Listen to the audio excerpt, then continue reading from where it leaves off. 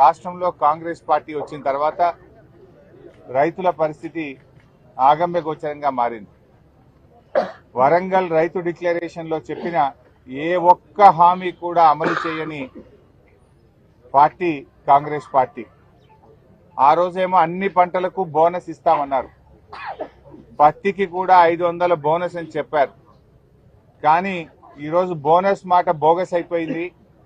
కనీసం మద్దతు ధర కూడా రావడం లేదు. మార్కెట్ యార్డ్లో ఇప్పటిదాకా మార్కెట్ సెక్రటరీ గారిని కలిస్తే ఆయన ఇచ్చిన పేపర్లోనే ఇప్పటి వరకు ఏ ఒక్క రోజు కూడా ఈ మార్కెట్లో మద్దతు ధర రాలేదు. మార్కెట్ సెక్రటరీ గారు ఇచ్చిన పేపర్ ఇది, నేనేమి తేలేదు ఈ పేపరు. ఇప్పటి వరకు యావరేజ్గా 6,500 రూపాయలు కూడా మద్దతు ధర దాటడం లేదు. ఒకవైపు అకాల వర్షాలతోని పంట దెబ్బతిని రైతులు తీవ్రమైనటువంటి బాధలో ఉన్నారు. పెట్టుబడి సాయం కూడా ఇవ్వలే ఈ ప్రభుత్వం, పెట్టుబడి సాయము ఇవ్వలేదు. కనీసం మద్దతు ధరకైనా పంట కొంటారేమోనంటే మద్దతు ధర కూడా రావడం లేదు. అంటే 500 బోనస్ దేవుడికి కానీ 1000 రూపాయలు మద్దతు ధర కంటే తక్కువ కొంటున్నారు. అంటే 1500 రూపాయలు నష్టం.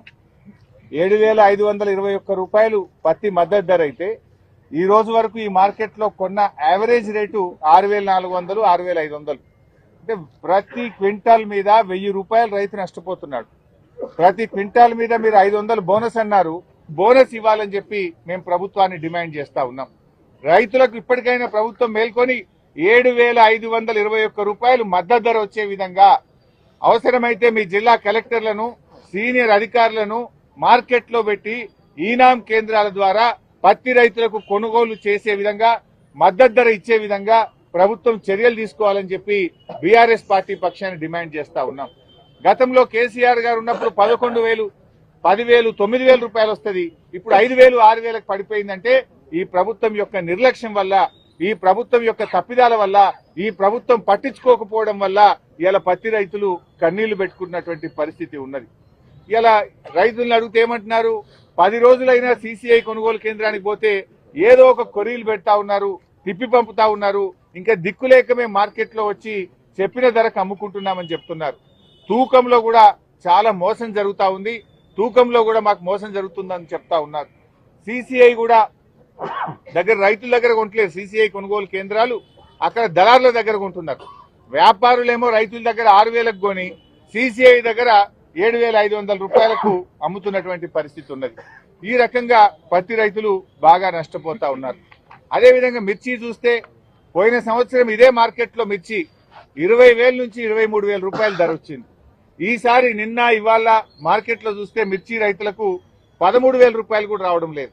సగానికి సగం మిర్చి రేటు పడిపోయింది, సగానికి సగం పత్తి రేటు పడిపోయింది. అంటే మరి రైతులు ఏం కావాలి? మీరేదో రైతు రాజ్యం అని, రైతుల కోసమే మేమున్నామని మాటలు కోటలు దాటుతున్నాయి, మీ చేతలు గడప దాటడం లేదు. రైతులకు అన్ని రకాలుగా మీరు నష్టమే చేసిండ్రు. రుణమాఫీ చేయక రైతుల్ని మోసం చేసిండ్రు. 15,000 రైతు భరోసా అని మోసం చేసిండ్రు.